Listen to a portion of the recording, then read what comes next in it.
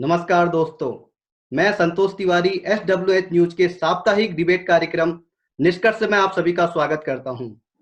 आज निष्कर्ष में हम बात करने वाले हैं देश के सबसे बड़े मुद्दे आरक्षण की।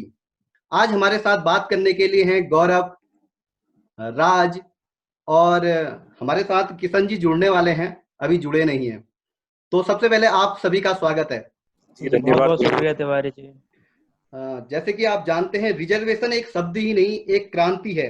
किसी के लिए खत्म करने की क्रांति, तो किसी के लिए अपनाने की क्रांति, किसी के लिए राजनीति की विरासत, तो किसी के लिए अपने हक की लड़ाई।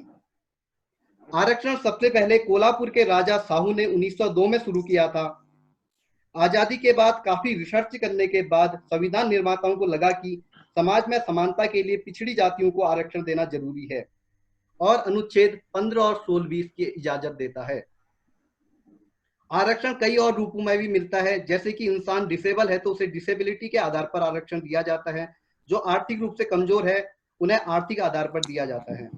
इसी तरीके से कई और तरीकों से आरक्षण दिया जाता है। लेकिन जब बात आती है जातिगत आरक्षण की, तो जनता दो धड़ों में बंट जाती है। तो आज हम जानने की कोशिश करेंगे कि आरक्षण किसे मिलना चाहिए और क्यों मिलना चाहिए, या मिलना ही नहीं चाहिए। ये सब चीज हम जानने की कोशिश करेंगे और जानने की कोशिश करेंगे कि समानता के लिए आरक्षण ही एकमात्र विकल्प है या कुछ और भी हो सकता है। तो सबसे पहले गौरव जी, मैं आपसे जानना चाहूंगा कि आपको क्या लगता है। सबसे पहले तो संतोष जी, आपको बहुत बहुत धन्यवाद। आपने हमें हमारी बात रखने का मौका दिया। रिजर्वेशन जैसे ज्वलनशील मुद्दे पर आज का जो डिबेट है, हम अपनी बात स्टार्ट करने से पहले बाबा साहब डॉक्टर भीमराव अंबेडकर की एक बात कोट करना चाहेंगे। उन्होंने कहा था संविधान सभा में कि those who are not adequately represented, वो लोग जिनको प्रशासन में भागीदारी, हिस्सेदारी और प्रतिनिधित्व नहीं है, वो समाज जिसको हजारों सालों से समाज की मुख्य धारा से वंचित किया गया, शोषण हुआ, उन लोगों के लिए जो रिजर्वेशन है वो रिप्रेजेंटेशन के तौर पर अपनाया जाएगा। एक बात हम ये भी कह सकते हैं, इस बात को समझने के लिए दो तीन बातें हमें समझना बहुत ज़रूरी है कि आरक्षण नहीं है, बल्कि प्रशासन में प्रतिनिधित्व प्राप्त करने का एकमात्र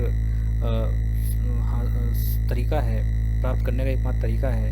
हम देखते हैं कि आए दिन प्रशासन के माध्यम से जगह जगह इस वंचित समाज में शोषण होते हैं, अत्याचार होते हैं, आए दिन घटनाएं होती हैं। जैसे अभी 2-4 एग्जाम्पल मैं आपको देना चाहूँगा।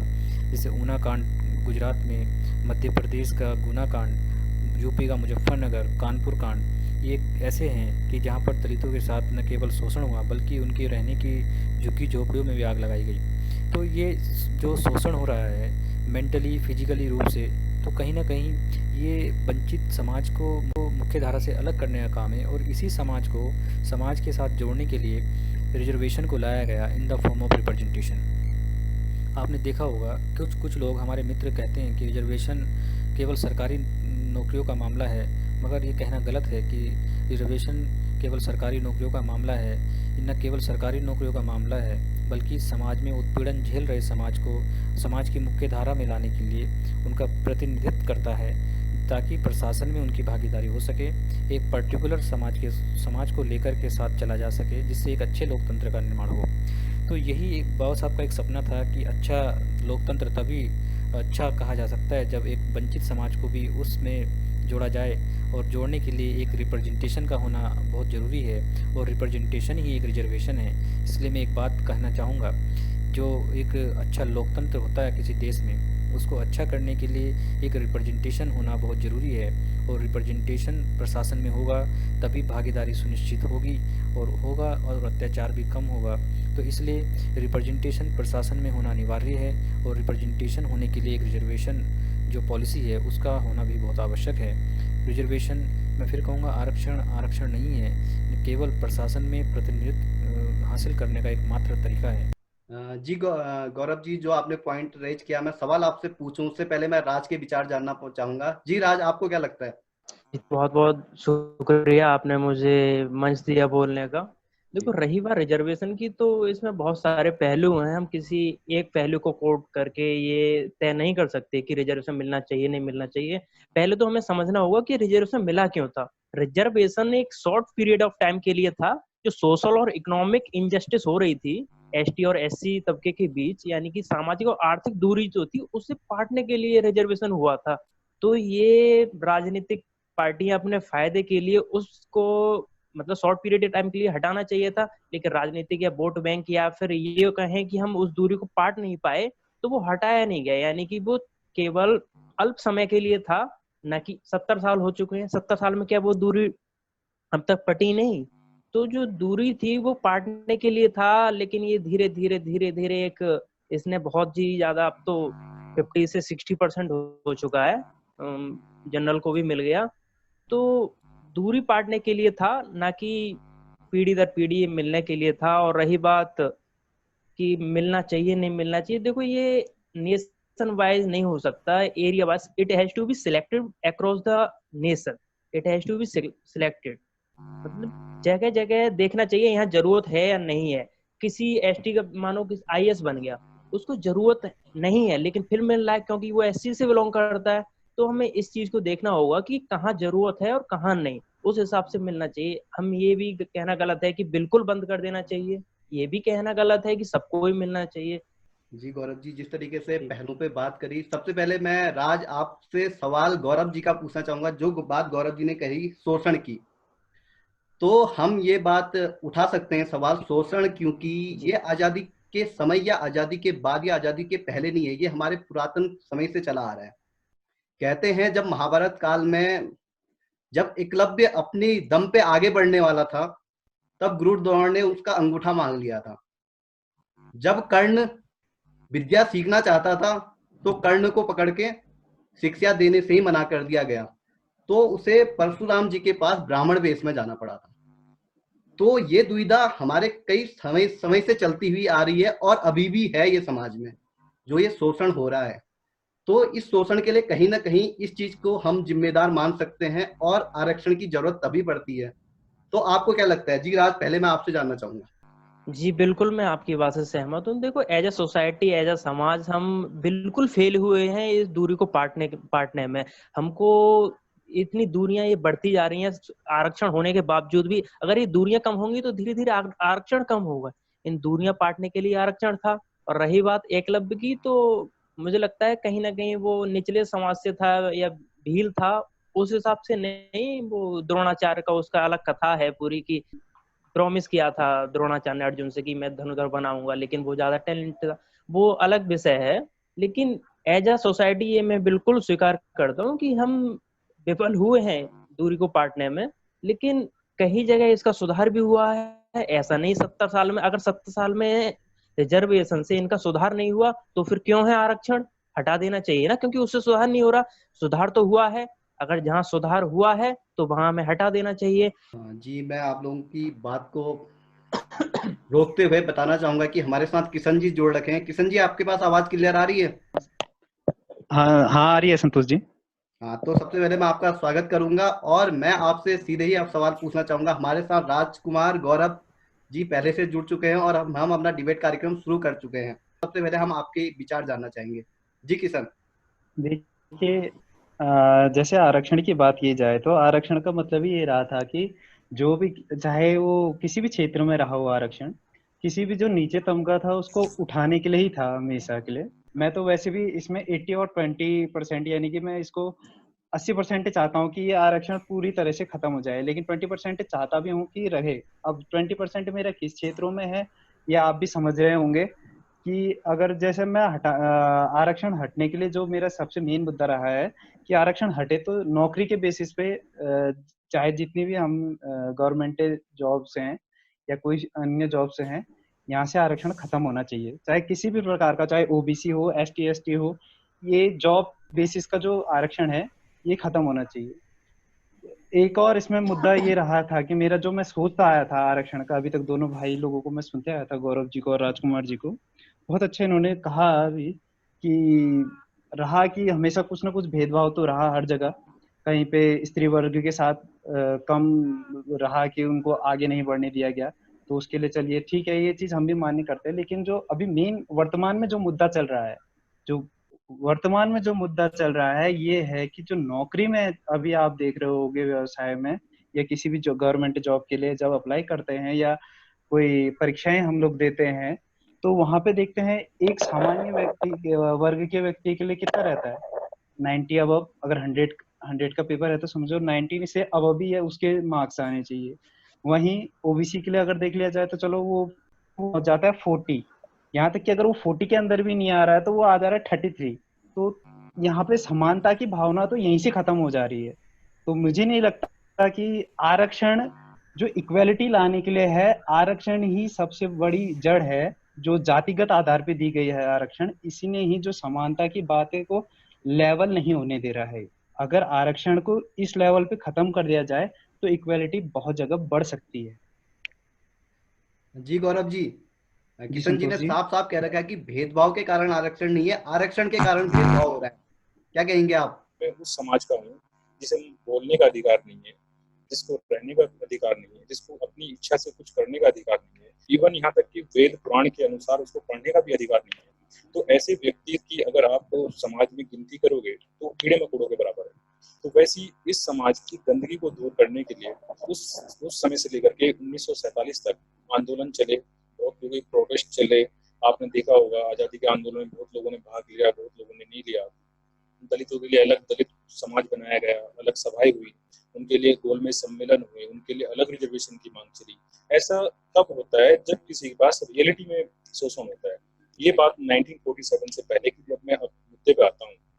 मुद्दा ये है कि आपने कहा कि 100% अगर वैकेंसी निकलती है तो 90% जनरल की कट ऑफ जाती है, 30% पे शेड्यूल कास्ट का सिलेक्शन हो जाता है, 60% पे आपका ओबीसी का सिलेक्शन हो जाता है। आपका कहने का मत ये था, मगर आप सर ये सोचने की कोशिश कीजिए, जो पर्याप्त साधन उपलब्ध 90% लोगों के लिए थे, जो 90 में की ग्रेड पाने की बात करते हैं, क्या वो उपलब्ध अभी साधन उन लोगों के पास हैं? आप ग्राउंड लेवल पे सोचने का नहीं,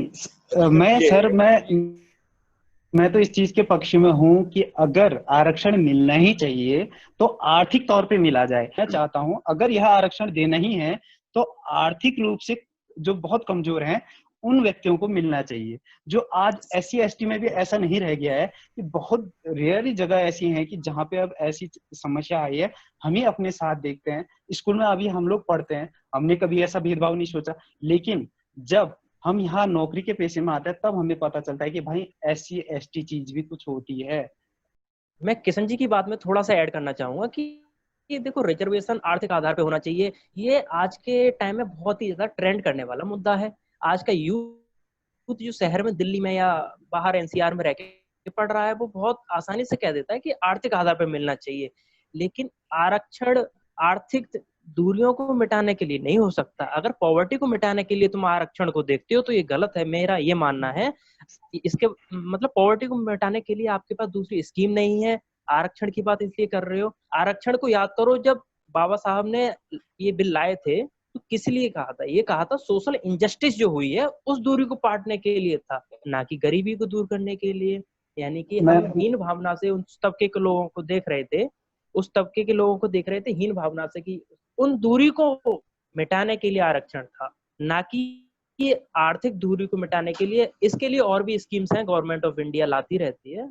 तो ये चीज में ऐड करना चाहूँ। बिल्कुल किशन जी जवाब दें, उससे पहले मैं दोनों के सवाल को गौरव जी से पूछना चाहूंगा एक बार आपको रोकते हुए, कि जो किशन जी ने कहा, जो राज जी ने कहा, किशन जी का कहना बिल्कुल यथार्थ है। एक समर्थक ने मुझे एक फोटो भेज रखी थी, कहा था कि अगर आप आरक्षण का मुद्दा उठाइए तो ये सवाल को अवश्य उठाइएगा। तो किशन जी की बात के साथ ही मैं उस सवाल को ऐड करता हूं गौरव जी आपके लिए। उन्होंने मुझे एक फोटो भेजा था, ये है फोटो है उत्तराखंड लोक सेवा आयोग का।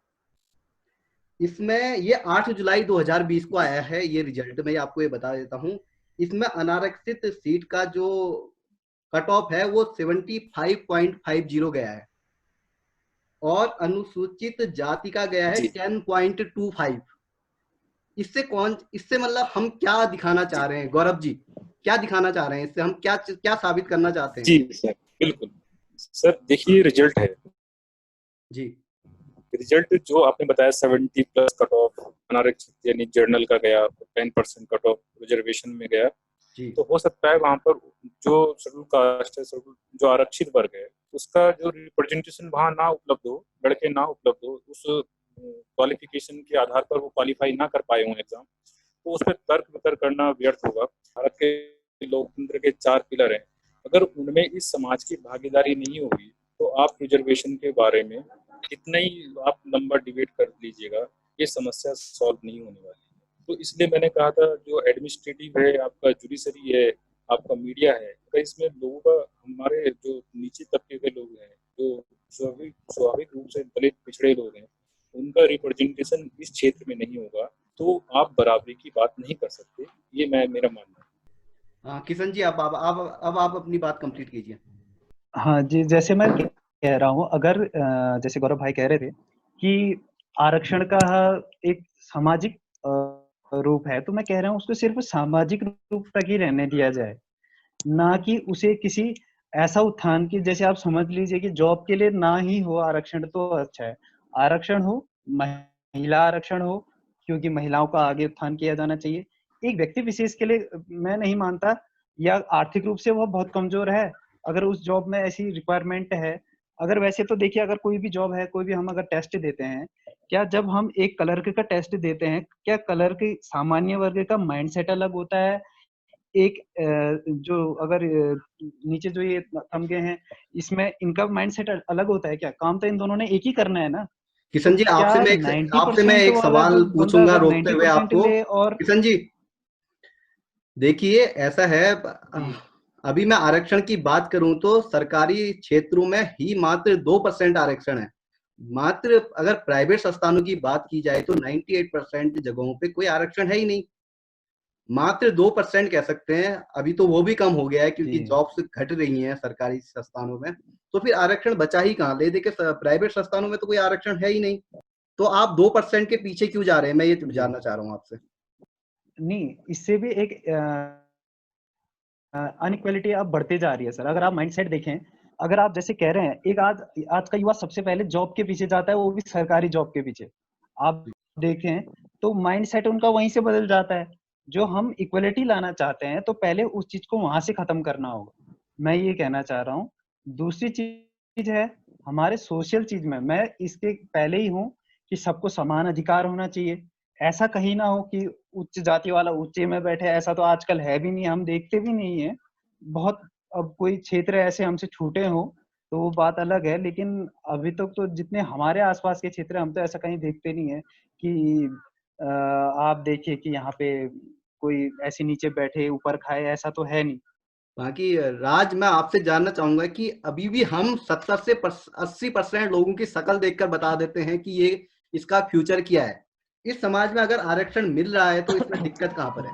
देखिए तिवारी जी, शक्ल देख के और किसी के कपड़े देख के कोई नहीं बता सकता कि इसका फ्यूचर क्या है और ये कौन है। ये सिर्फ मोदी जी बता सकते हैं कि कपड़ों से देख के आदमी को जज कर लेते हैं कि ये लोग कौन। तो अभी हम प्रधानमंत्री नहीं हुए हैं तो हम ये चीज नहीं बता सकते। अब बात रही आरक्षण की, देखो मैंने पहले ही वक्तव्य में कहा था कि इससे सिलेक्टिव एरियाज में होना चाहिए, जहाँ जरूरत है वहीं होना चाहिए। इसके लिए पूरा एक प्रोसीजर होगा जो गवर्नमेंट तय करेगी। ऐसे नहीं हो सकता कि पूरा नेशन वाइड ही आरक्षण हो, ना ऐसे कर सकते हैं कि हटा ही दिया जाए पूरा। तो ये एफर्मेटिव वे में, यानी कि एफर्मेटिव वे ऐसा होना चाहिए, जैसे मेट्रो, दिल्ली मेट्रो में देखेंगे तो पहला डिब्बा पूरा रिजर्व है महिलाओं के लिए, तो वहां भी लोग आवाज उठा सकते हैं कि ऐसा क्यों, लेकिन वो एफर्मेटिव है सिस्टम को बनाए रखने के लिए, उनके साथ अहित ना हो महिलाओं के लिए, बहुत सारी घटनाएं होती हैं, इसलिए वो है। जी गौरव जी, जैसा आपने सवाल उठाया था, दलित की बात आपने कर रखी थी, तो दलित में अभी के टाइम पे हम देखें तो दलित में कुछ एक नाम हमें ध्यान में आते हैं। जैसे आ गया कि हमारे राष्ट्रपति जी रामनाथ कोविंद जी, फिर आते हैं हमारी जो राष्ट्रपति के लिए उठ रखे थे मीरा कुमारी जी, फिर हमारे आते हैं मायावती जी। क्या दलित यही है सिर्फ? क्योंकि बात इनकी होती है और यही लोग अपने राजनीति का फायदा उठाने के लिए जो दबा कुचला वर्ग है उसे दबे ही रहने देना चाहते हैं, क्योंकि उनके लिए तो जो आरक्षण है वो पहुंच ही नहीं पाता है। और दूसरा सवाल आपने उठाया था कि दलित की मौत का हर जगह कुचला जाता है, लेकिन बात दरअसल ये है कि उसी बात को मीडिया उछालती है।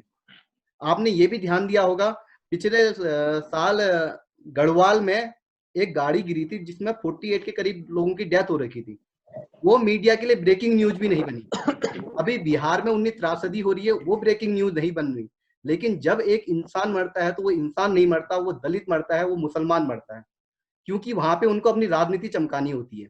आप क्या कहेंगे गौरव जी? संतोष जी, मैं एक बात जरूर कहना चाहूंगा। देखिए, परिवर्तन दो तरीके से हो सकता है। पहला एक राजनीतिक परिवर्तन, दूसरा सामाजिक परिवर्तन।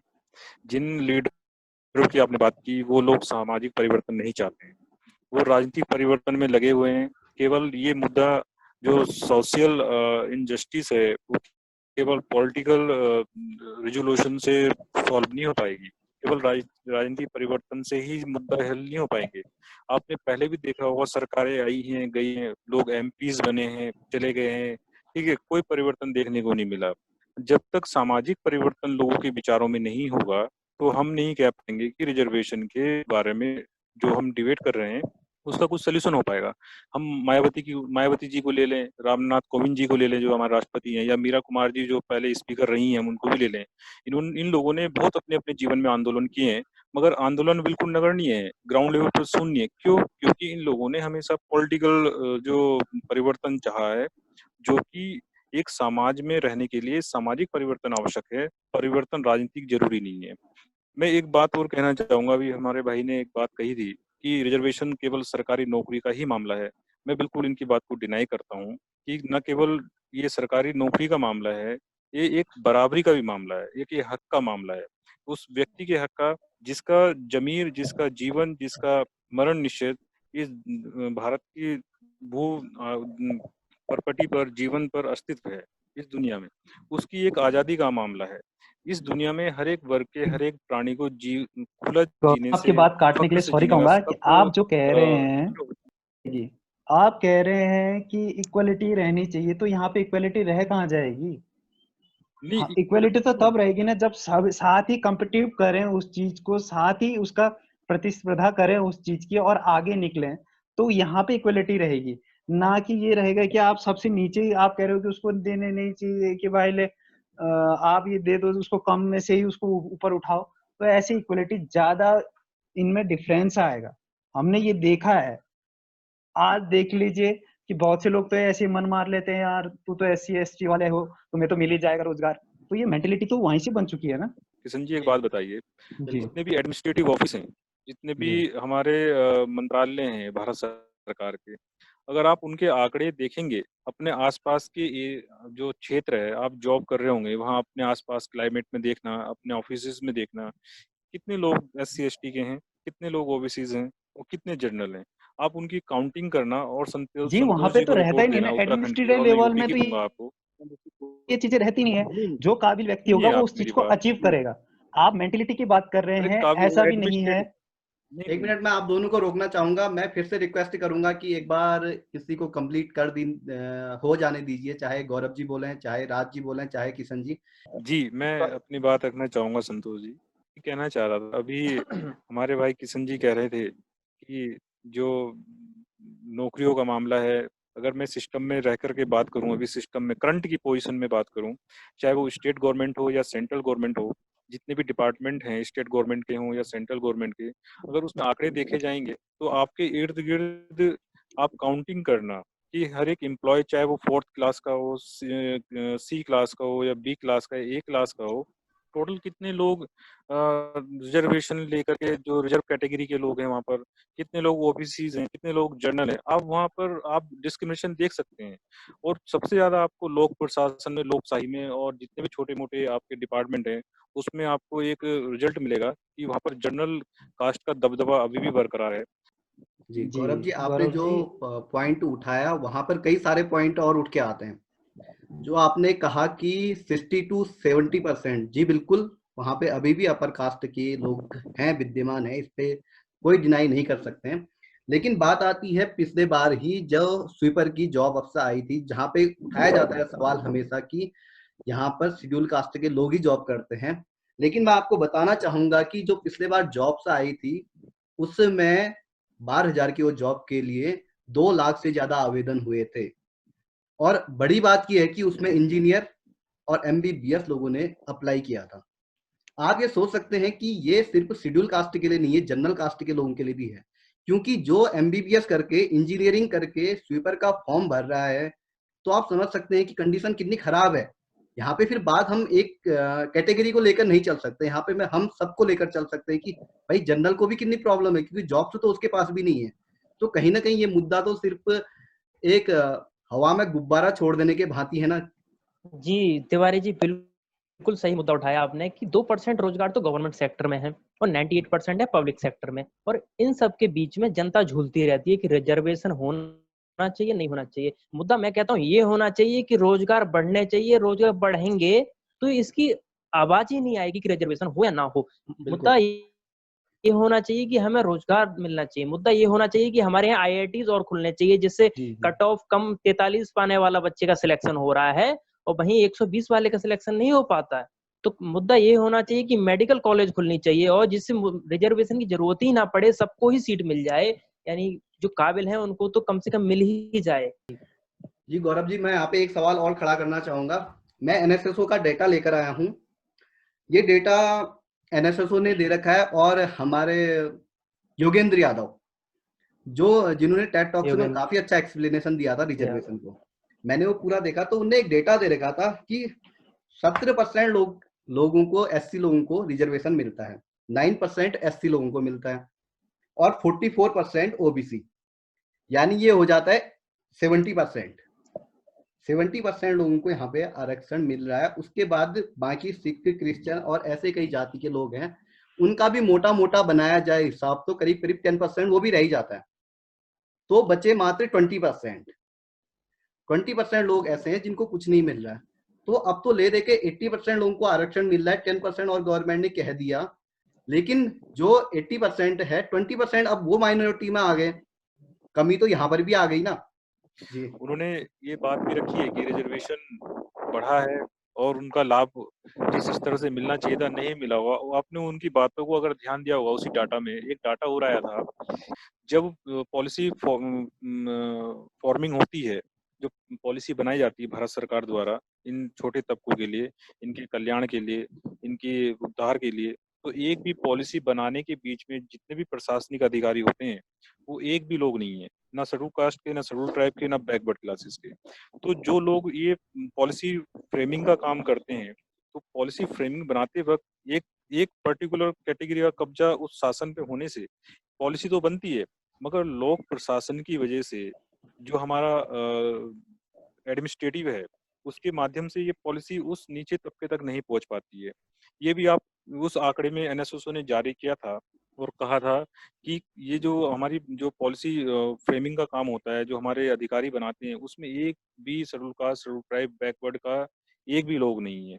अब बताइए, जब इस समाज का एक भी प्रतिनिधित्व इनकी दिल की बात रखने वाला वहां नहीं होगा, तो क्या वो पॉलिसी बनाई गई पॉलिसी वो इस समाज में सार्थकार साबित होगी? मैं नहीं मानता ऐसा हो सकता है। इसी तरीके से आप कैबिनेट देख लीजिए, भारत सरकार का जितने भी कैबिनेट्स हैं, प्रधानमंत्री मंत्रालय देख लीजिए, जितनी मंत्रालय प्रधानमंत्री जी के हैं, उसमें एक भी शेड्यूल कास्ट, शेड्यूल ट्राइब नहीं मिलेगा। एक दो मिल जाए अलग बात है। जो प्रमोशन होगा उसमें भी रिजर्वेशन लागू कर दिया गया है, तो ये चीज वहां भी लागू हो गई, यानी उच्च पदों पर भी जाने लगे हैं लोग। और उच्च पदों पर जाने की बात ये नहीं है कि इनका उद्धार एक साथ हो जाएगा।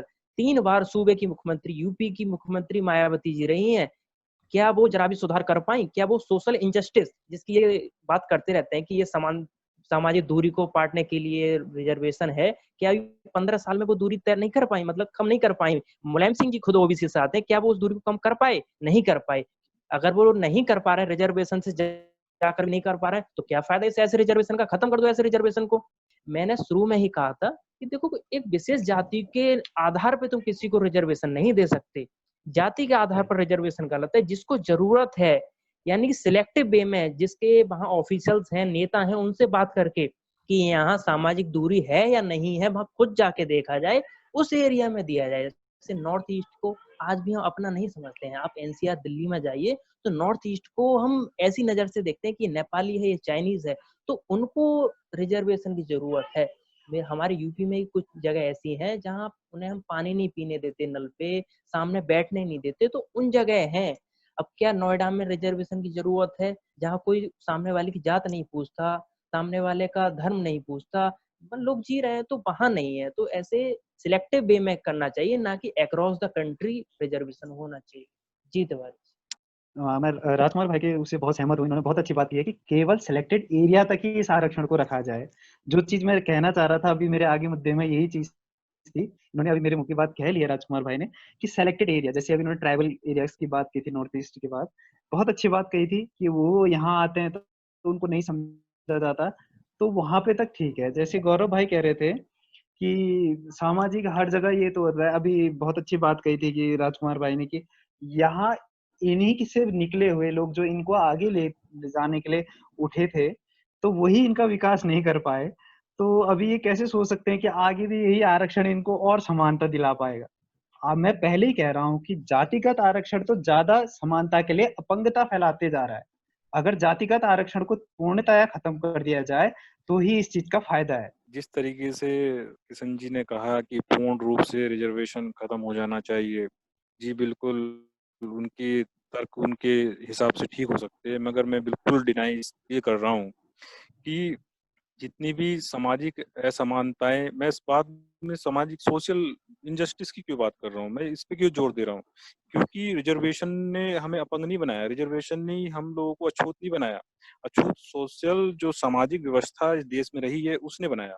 और जिस तरीके से आज अब देख रहे हैं, और आज़ादी से पहले का माहौल और आज़ादी के बाद का माहौल, ये आप अंतर देखने को मिल रहा होगा कि क्यों आवश्यकता पड़ी थी और किस मुकाम पे हम पहुंचे हैं। क्वेश्चन ये होना चाहिए कि 70 साल में क्या परिवर्तन हमें देखने को मिला इस सोसाइटी में।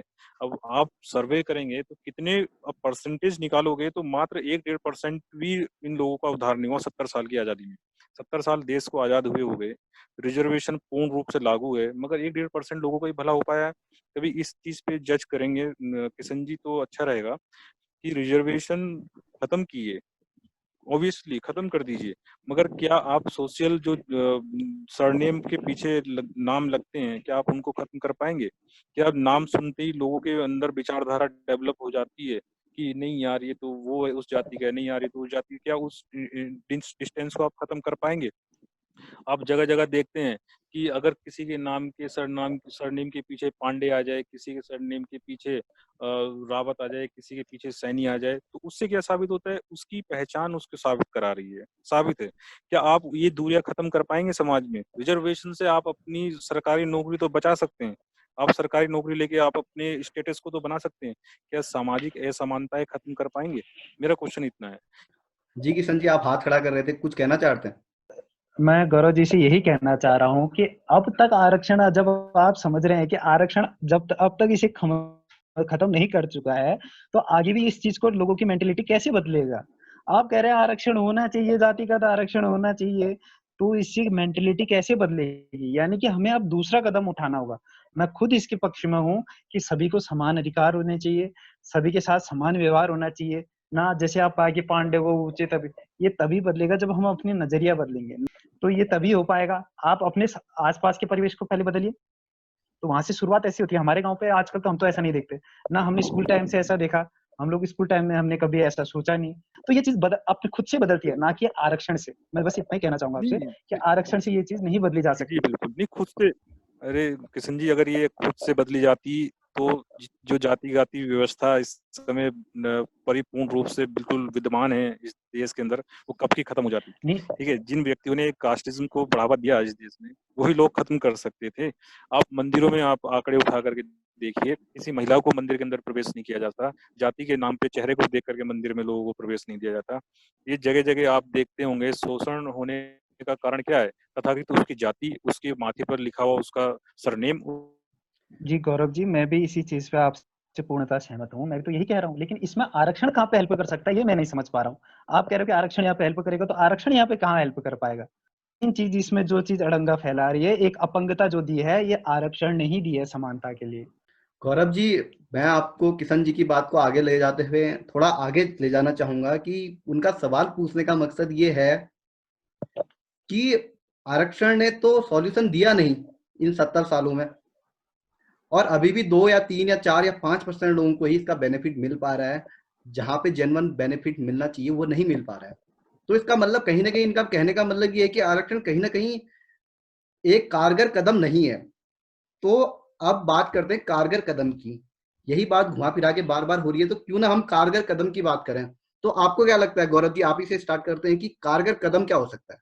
जी सर, कारगर कदम देखिए, जिस तरीके से सबसे पहले राज जी ने एक बात कही थी कि schedule caste schedule tribe backward के अंदर, मैंने शायद कही थी कि बहुत जातियां उपजातियां हैं, अगर उन उपजातियों के अनुपात पे उनको रिजर्वेशन दे दिया जाए, उनके जो लोग जिनको फायदा नहीं मिल पाया रिजर्वेशन का, उन लोगों को रिजर्वेशन का फायदा मिलके वो अपना प्रतिनिधित्व प्रशासन में दें, और वो जिससे अपने समाज का एक लोकशाही लोकतंत्र में अपना दबदबा जारी कर सकें, स्थापित कर सकें। एक रास्ता ये हो सकता है कि संख्या के अनुपात पर उनको रिजर्वेशन दे दिया जाए, जिसकी जो व्यक्ति जितनी संख्या में उसको रिजर्वेशन दे दें, उनका समाज उठ जाएगा और वो उस मुकाम पर पहुंचेगा जहां उसको आवश्यकता ही नहीं होगी, तो वहां ऑटोमेटिक रिजर्वेशन खत्म होने की कगार पे आ सकता है। जी सर। हाँ, कारगर कदम के साथ साथ मैं एक चीज और पूछना चाहूंगा कि ये कैसा कदम हो सकता है, क्योंकि जैसा कि हम देखते हैं मोदी सरकार ने आने के बाद जैसे ही गैस में सब्सिडी दी थी, तो 1 करोड़ से ज्यादा लोगों ने सब्सिडी छोड़ दी थी गरीब लोगों के लिए। क्या ये वक्त नहीं है कि गरीब जो रिजर्व कैटेगरी के लोग हैं, चाहे वो SC ST OBC हैं, वो अपने छोटे भाइयों के लिए जो उठ नहीं सकते उनके लिए अपना रिजर्वेशन छोड़ दें? क्या ये एक कारगर कदम नहीं हो सकता? बिल्कुल तिवारी जी, मैं बहुत ही ज्यादा प्रसन्न हुआ था इस बात से कि 1 लाख लोगों ने, आप जो संख्या बताई कि इन लोगों ने सब्सिडी छोड़ दी थी, बहुत ही सराहनीय कदम है और ये चीजें आगे स्तर पे जानी चाहिए, प्रशंसा होनी चाहिए। मैंने पहले ही कहा था, देखो आप जो लाइन चलाते हैं उसमें ये लाइन चला सकते हैं मेरी कि reservation has to be in selective areas not across the nation. अब आज समय वो आ गया है, रिजर्वेशन में थोड़ा सा बदलाव करना पड़ेगा हमें, जाति के आधार पर नहीं, जहां सामाजिक दूरियां ज्यादा हैं उनको पाटने के लिए उस पर्टिकुलर एरियाज में रिजर्वेशन देने की जरूरत है, ना कि सारी कास्ट के नाम पे कि आप SC से बिलोंग करते हैं तो ले लीजिए जी। अब भाई ये रिजर्वेशन दूसरे शब्दों में कहें तो ये ऐसा दबाता जा रहा है। IIT में कितने लड़के OBC के भी रह जाते हैं, जनरल के भी रह जाते हैं, जो 1-2 नंबर से रह जाते हैं, वहीं 43 से 48 नंबर का ST ST का लड़का ले जाता है। तो क्या वो उतना अच्छा एफिशिएंटली काम कर पाएगा जितना वो लड़का 1-2 नंबर से रह गया? तो ये एक दीमक है, इसको हमें परखना होगा। राजनीतिक पार्टियां आज नहीं, ये कल भी नहीं, ये 2 साल बाद या 4 साल बाद भी नहीं करेंगी, क्योंकि इनका ये वोट बैंक। किशन जी, यहीं पर मैं तब तक आपसे सवाल पूछ लेता हूं कि 2 लोगों को दौड़ाया जा रहा है, एक को गाड़ी दी जा रही है, एक को बैलगाड़ी। कहीं ना कहीं बैलगाड़ी में भी 2 स्ट्रोक या 4 स्ट्रोक इंजन लगाने की जरूरत है, क्या कहेंगे आप? ये नहीं कहना चाहूंगा कि बैलगाड़ी पे 4 स्ट्रोक इंजन ये लगाया जाए, ये छोड़ के कि उसे भी कार ही दे दी जाए कि दोनों को समान रूप से ही चलाया जाए, तो दोनों में प्रतिस्पर्धा अच्छी रहेगी। मैं तो ये कहना चाहूंगा। जी गौरव जी, एक सवाल मैं आपसे और पूछना चाहूंगा। जब मैंने आरक्षण के लिए पिछले हफ्ते अभी रिसर्च शुरू करी थी, तो फिर रिसर्च में मैंने बाकी लोगों को भी ऐड किया। तो उन्होंने, जैसे पंडित की बात करी जाए, ब्राह्मण की, तो लोगों का मानना है कि इंसान माइनॉरिटी हर जगह पर होता है और हर जगह उसे प्रॉब्लम झेलनी पड़ती है। मैंने 10 से 15 लोगों से फोन करके ये बात पूछ रखी थी, तो पंडित लोगों का ही कहना था कि हमें भी तो बहुत सारी दिक्कतें होती हैं। अगर हम किसी और समाज के बीच में हैं तो हमें बामुन कह के चिढ़ा देते हैं। शादी बारात में जाएं तो कोई उन्हें चोर बोल देता है, कोई उन्हें लोभी कह देता है, कोई उन्हें भिखारी कह देता है। यहाँ तक कि उनकी चोटी रखने पर भी लोग बात सवाल खड़े करते हैं, यहाँ तक कि उनके टीका लगाने पर भी लोग सवाल खड़े करते हैं। इसके साथ साथ वो कहते हैं कि अगर हम कहीं पे बाहर खाना भी खा लें उसमें भी हमारे लिए सवाल खड़े होते हैं, लोग बात हमारा नहाना तक देखना चाहते हैं। तो सोचिए, एक इंसान के लिए प्रॉब्लम तो यहाँ पर, अगर मैं उच्च कोटि की बात करी जाए तो सबसे उच्च कोटि की ब्राह्मण की है। जब उसके लिए इतनी समस्या आ रही है, वही समस्या उनके लिए भी आ रही है, तो समाज में इस चीज को कैसे दूर किया जाए, मेरा सवाल ये है। क्योंकि आरक्षण कहीं ना कहीं सॉल्यूशन नहीं हो सकता है। इस तरीके से तो ब्राह्मण भी कह देगा कि मुझे भी आरक्षण दे दीजिए, क्योंकि 100% की जनसंख्या में वो भी मात्र 7% है। समस्या रिजर्वेशन को खत्म करना ही नहीं है, समस्याएं सामाजिक असमानता ही दूर करने का मेन कारण होना चाहिए। ये समस्या जब आज ब्राह्मण समाज झेल रहा है, तो सोचो आज से 70, 75, 100, 200, 300 साल पहले इस समाज ने किस तरीके से अत्याचार झेला होगा, ठीक है, और आज भी झेल रहा है। तो ये मुद्दा केवल रिजर्वेशन ही नहीं है कि रिजर्वेशन समाप्त होने से सामाजिक असमानताएं खत्म हो जाएंगी। मैंने पहले भी कहा था कि जब तक सामाजिक विचारधाराएं लोगों की नहीं चेंज होंगी, सोशल जो उनकी सोच है वो खत्म नहीं होगी, जातिवादी मानसिकता जो लोगों के अंदर है वो खत्म नहीं होगी, जब तक आप समानताओं की बात नहीं कर सकते। सर जी, अब जी बोलिए। गौरव जी, इसी में एक सवाल और आता है, जैसे कि आपने कहा आखिर में ये जो हमारी मानसिकता है वो खत्म कैसे होगी। सवाल यहाँ पर ये आता है क्योंकि जैसे किशन जी ने भी पहले सवाल खड़ा किया था कि हम स्कूल पे नहीं जानते थे। ऑब्वियस सी बात है, यहाँ पर कोई भी कैटेगरी का बंदा खड़ा कर दीजिए, उससे पूछिए 10th क्लास तक उसे ये चीजें समझ में नहीं आती। जैसे 11th-12th में जाता है, उसे जॉब्स की बात आती है, आईआईटी जाने की बात आती है, एनआईटी जाने की बात आती है, तब कहीं ना कहीं लगता है कि हाँ भाई, मैं आखिर में क्यों पीछे रह गया। उसके बाद जैसे जैसे वो आगे को जाता है, उससे जी आगे की प्रॉब्लम और क्रिएट करनी पड़ती है। क्लास में क्लास टीचर आता है, बोलता है जो SC ST कैटेगरी के खड़े हो जाइए, और उसमें वो अनाउंस करता है कि आपके लिए 50,000 70,000 रुपीज हैं। तो वहां पे कहीं ना कहीं वो भावना कैसी होती होगी उस इंसान के प्रति। वहां से फिर कहीं ना कहीं एक भावना क्रिएट होती है कि हाँ भाई, इसे क्यों मिल रहा है, मुझे क्यों नहीं मिल रहा। हालांकि दोनों के पिताजी एक ही जगह पे काम करते हैं, दोनों के घर जी वाले एक बिल्कुल। जैसे हैं, दोनों एक साथ खाना खाते हैं, उसके बावजूद ये चीज क्यों हो रही है। तो समस्या यहाँ पर आती है, उसके बाद डिस्क्रिमिनेशन शुरू होता है। इसके बारे में क्या कहेंगे आप? जी संतोष जी, मैं बिल्कुल स्मूथली आपको जवाब दूंगा कि जी सबसे पहले ये देखिए कि गरीब होना पाप नहीं है। गरीब कोई भी हो सकता है, मैं गरीब हो सकता हूँ, मेरा पड़ोसी गरीब हो सकता है। गरीब होना पाप नहीं है। पाप ही वो है कि क्या उसने गुनाह किया कि वो नीचे जाति में पैदा हुआ। व्यक्ति ऊपर से पैदा होके आता है कि वो जो क्या वो उसके माथे पे लगा रहता है कि ये शेड्यूल कास्ट में पैदा होगा, ये शेड्यूल ट्राइब में पैदा होगा। ऊपर वाला डिसाइड तो नहीं करता है। मगर हमारी सामाजिक व्यवस्थाएं केवल भारत के अंदर ऐसी हैं कि जिसमें पैदा होने के बाद ही निर्धारित हो जाता है कि व्यक्ति इस समाज का है, और वो उसके ऊपर कलंक लगता है जब तक वो मर नहीं जाता। हमारी पीढ़ियां आई, मर के चली गई, और उनके कलंक नहीं हटा। क्या क्या कलंक नहीं हटा? वो शूद्र निम्न जाति से, वो अछूत जाति से। तो इन सारी समस्याओं का अंत जो व्यवस्था है, जाति व्यवस्था, वर्ण व्यवस्था है, उसको खत्म करना ही इसकी मैं व्यवस्था समझ सकता हूँ। हालांकि वरना तो कितनी जनरेशन आएंगी, हमारी और जनरेशन आएंगी, आके मर जाएंगी, चली जाएंगी, इसका अंत नहीं हो सकता। कितनी भी रिजर्वेशन पॉलिसी बनाइए आप, कितनी भी अच्छी अच्छी पॉलिसी लाइए समाज को एक साथ करने के लिए, जब तक वर्ण व्यवस्थाएं, जाति व्यवस्थाएं लोगों की सोच से खत्म नहीं होंगी, ये असमानता बनी रहेगी। आप NSSO का रिपोर्ट देखना, उसमें 67% से लेकर के 73% केवल और केवल सिर्फ अपर कास्ट MBBS हैं, BDS हैं, BMS हैं, BHMS हैं, और साथ ही साथ इंजीनियर भी हैं।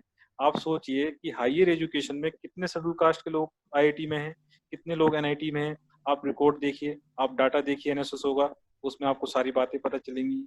इसी में मैं सवाल तो आगे ऐड नहीं करना चाह रहा था, लेकिन एक सवाल फिर से ऐड हो रहा है, क्योंकि बार बार यही चीज आ रही है कि जरूरत है, मानते हैं जरूरत है, लेकिन अभी बिहार, यूपी, छत्तीसगढ़, राजस्थान, जी ये शुरुआत के टीचरों पे एक सर्वे किया गया था, और ये सर्वे की शुरुआत हुई थी बिहार से। बिहार के सरकार ने कहा था कि योग्यता टेस्ट करते हैं, आप लोगों को पता होगा। तो योग्यता टेस्ट में लगभग लगभग 10,000 लोग जी उस योग्यता टेस्ट को पास नहीं कर पाए। जब योग्यता टेस्ट पास नहीं कर पाए, तो मीडिया वालों को तो मसाला मिल गया था, तो उनने स्कूल में जाके टीचरों से सवाल पूछने शुरू कर दिए। और इस बात को सुनकर आपको अभी हंसी आए चाहे कुछ भी हो, लेकिन बहुत शर्मिंदगी हुई कि उनको जनवरी फरवरी की स्पेलिंग पता नहीं थी, उन्हें संडे मंडे की स्पेलिंग पता नहीं थी। चलो इंग्लिश तो छोड़िए, उनको 2/2 क्या होता है बिल्कुल। इसका आंसर भी पता नहीं था। चलो ये भी छोड़ दीजिए, उनको प्रधानमंत्री राष्ट्रपति का नाम नहीं पता था। अब हम क्या क्या चीजें छोड़ें, किस चीज में। एक टीचर ने बोला था कि मैं हिंदी में जी स्पेशलिस्ट हूँ, तो हिंदी से मैं उसे कुछ लिखने को बोला गया, वो भी नहीं लिख पाए, शायद वो शब्द सॉरी था। तो जब इतनी सारी समस्याएं होती हैं, तो इसका एनालिसिस किया गया कि इसकी समस्याओं की मेन जड़ क्या है। तो मेन जड़ में कहीं ना कहीं योग्यता आरक्षण के कारण, आरक्षण भी इसमें एक रीजन आया सामने, क्योंकि वही चीज योग्यता के बेस पर की जाती, तो कहीं ना कहीं उसका बेनिफिट होता। और वो जो बच्चे, लाखों बच्चे, पता नहीं करोड़ों बच्चे भी होंगे जो उनके द्वारा पढ़ रहे हैं, वो कल के दिन क्या सीखेंगे। सवाल यहाँ पर ये पैदा होता है। जी गौरव जी, अब आप क्या कहेंगे इस पर? जी संतोष जी, मैं कहना चाहूंगा जो व्यक्तियों की आप बात कर रहे हैं, सीधे सीधे कहने का मतलब यही रहा कि वो रिजर्वेशन लेकर के आए और उनमें मेरिट नहीं है, योग्यता नहीं है जी उस जी जी पोजीशन पर जहां पर बैठे हैं। मगर कहीं ना कहीं आप उस स्थिति को जरूर देखना उसकी फैमिली स्टेटस को जरूर देखना, उसके फैमिली बैकग्राउंड को जरूर एक बार देखना। आप अपने स्तर से आलोचना ना करके उसकी एक जो फैमिली बैकग्राउंड स्टेटस है उसको जानने की कोशिश करना। आपको एक बात जरूर मिलेगी कि वो ज्यादा ज्यादा पढ़ा लिखा नहीं होगा, उसका फैमिली स्टेटस इतना अच्छा नहीं होगा, उसे सुविधाएं मिली होंगी मगर उसने उस समय फायदा लिया होगा, नौकरी पे पहुंचा होगा। मगर अब एक जनरेशन और, उसकी अपनी एक जनरेशन और जब वो बच्चों को अपने पढ़ाएगा, आने वाले समय में वो बच्चा जब मेरिट में आएगा तो आप जब अंतर उसका कर सकते हैं, मैं इस बात के लिए तैयार गौरव जी, यहाँ हूं। पे थोड़ा सा मैं खंडन कर सकता हूँ इस बात का, क्योंकि मुझे जी लगता जी है जो 10,000 टीचर योग्यता टेस्ट में फेल हुए थे, वो आगे जनरेशन का तो मुझे पता नहीं, लेकिन वो उन्होंने ये जनरेशन को पूरा डिस्ट्रॉय करके रख दिया था। जी राज, अब आप क्या कहना चाहेंगे? जी तिवारी जी, आपने बिल्कुल सही कहा। मैं यही कह रहा था कि उसे, आपने बोला सॉरी नहीं पता, अपनी जनरेशन उस बहुत गरीब तबके से आया है। इसका मतलब ये नहीं कि आप उसे अध्यापक या किसी आईएएस पीसीएस के पद पे बिठा दें मेरिट की वजह से, केवल कि ये रिजर्वेशन की वजह से वो आ जाए। ना जाने वो कितनी पीढ़ियां बर्बाद कर देगा। मैं फिर कहूंगा कुछ पद हैं जैसे आईएएस पीसीएस हुआ, जो नेतृत्व वाले पद हैं, जिनसे और भी लोगों के जीवन पे असर पड़ता है। वहां रिजर्वेशन को कतई खत्म कर देना चाहिए। आरक्षण ने ही उन बच्चों को उतना अपंग बनाया है दिमाग से। मैं तो कहूंगा उन टीचर्स की भी गलती नहीं है, गलती आरक्षण की ही है, क्योंकि उन्हें पता है कि हमें ज्यादा मेहनत करनी नहीं है, बस इतने नंबर अचीव करने हैं, ये तो कैसे भी हम कर लेंगे और आगे बढ़ जाएंगे। फिर मुझे भी बड़ा आश्चर्य हुआ कि एक टीचर यहाँ पे 70-80 हजार रुपए ले रहा है वो, और उसके बाद से इतनी नॉर्मल चीजें नहीं बता पा रहा है। तो ये तो बहुत शर्म की बात है। यानी कि किस चीज से हुआ, ये आरक्षण से ही हुआ, वो आरक्षण से वहां पहुंचा है। नहीं पहुंचा है आरक्षण से, आप समझने की आप कोशिश नहीं कर नहीं रहे हैं। गौरव जिस जी, देश आप में उसे ध्यान से जिस फिर से मैं स्टेट आप में दोनों से सुनिए कहना सर चाहूंगा, एक सुनिए एक करके सुनिए बोलिएगा, एक एक करके, वरना दोनों की आवाज नहीं सुनाई देगी।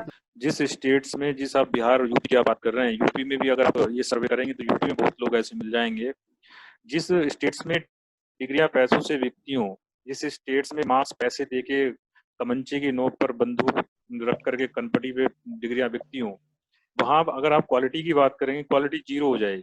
ठीक है, अगर वही आप एक अच्छे सोशल, एक सोसाइटी में अच्छे एक रिजर्वेशन वाले बंदे की बात करेंगे, तो वही एक वीरवाल कल्पित कल्पित वीरवाल हैं जिन्होंने आईआईटी टॉप किया 2015 में।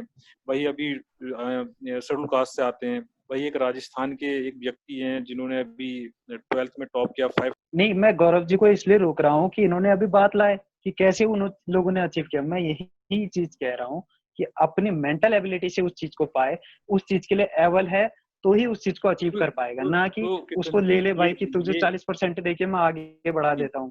एक बात कहना चाहूंगा, हम एक चीज में बहुत ज्यादा उलझ गए, बहुत ही ज्यादा उलझ गए हैं। हम अगर उलझे रहे तो ये बहुत लंबा चले जाएगा। तो आज SWN न्यूज ने पूरी डिबेट करी, जो काफी लंबी जा चुकी है। इस डिबेट का एक मकसद रहता है कि हम एक निष्कर्ष दे सकें जनता को, क्योंकि जो लोग भी सुने उनको एक नॉलेज के साथ साथ इस चीज का एहसास हो सके कि आखिर में रिजर्वेशन का क्या होना चाहिए। तो मैं एक एक करके आप सभी से अंतिम वर्डिक्ट जानना चाहूंगा, निष्कर्ष जानना चाहूंगा कि क्या होना चाहिए, रिजर्वेशन का अल्टरनेटिव क्या हो सकता है, अगर रिजर्वेशन हो तो किस तरीके का हो, और लोगों को हम किस तरीके का राष्ट्र बनाना चाहते हैं। क्योंकि अगर सरकारें नहीं कर सक रही तो आज का युवा कुछ भी परिवर्तन कर सकता है। तो सबसे पहले किशन जी, मैं आपकी अंतिम वर्डिक्ट जानूंगा। जी किशन जी।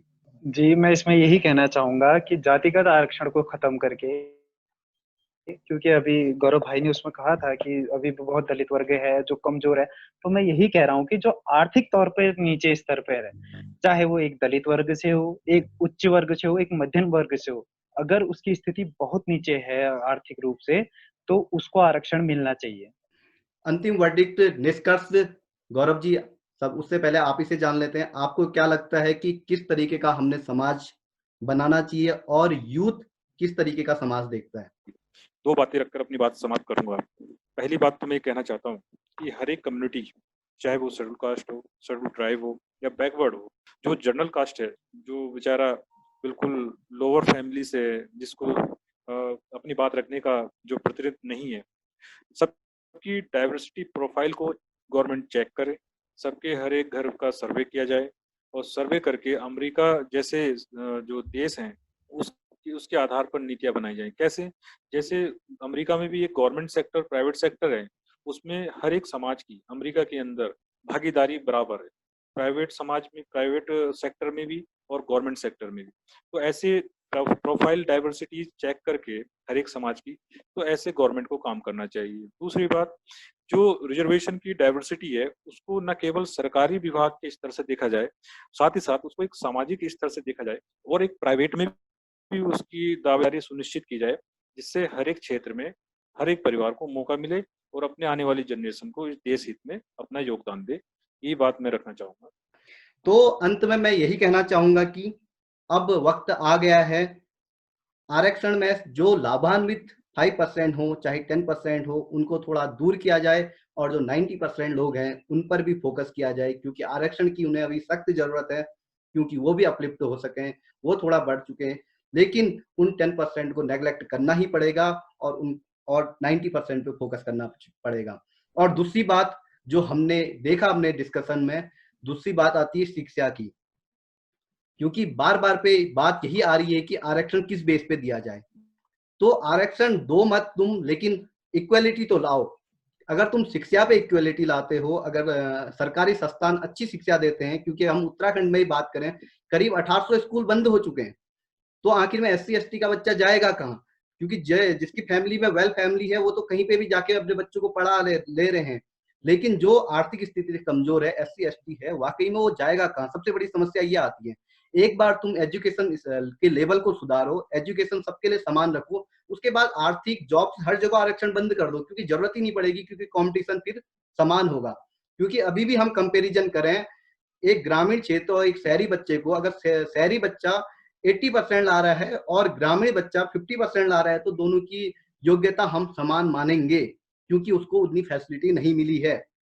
इसके साथ मैं तीसरा पॉइंट अवश्य रेज करना चाहूंगा। तीसरा पॉइंट है, हम अपनी लैंग्वेज, जो हमारी भाषा हिंदी है, उस पर क्यों ना ही फोकस कर रहे हैं, क्योंकि विद्यालय, महाविद्यालय, इंजीनियरिंग, अगर हर जगह हम हिंदी का अपनत्व तो देखेंगे, क्योंकि मेन मार इंसान कहाँ पे खा जाता है? SC ST या हम अपने north side, Uttarakhand, UP, Bihar, Punjab, यहाँ के बच्चा मेन मार कहाँ पर खाता है? इंटरव्यू सेक्शन पे।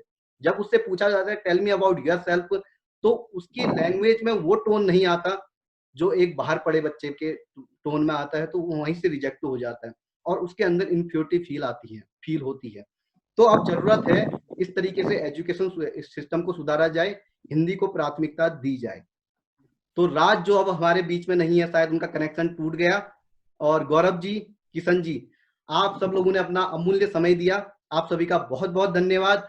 थैंक यू सो मच जी। और हमारे साथ जो हमारे दर्शक इस शो को देख रहे हैं, वो लोग अपने व्यूज अवश्य दें कि उनको क्या लगता है रिजर्वेशन के बारे में, किस तरीके का हम देश चाहते हैं, क्या रिजर्वेशन ही उसका सॉल्यूशन है या कुछ और भी सॉल्यूशन हो सकता है? आप अपने विचार अवश्य दीजिए। बहुत बहुत धन्यवाद आप सभी का।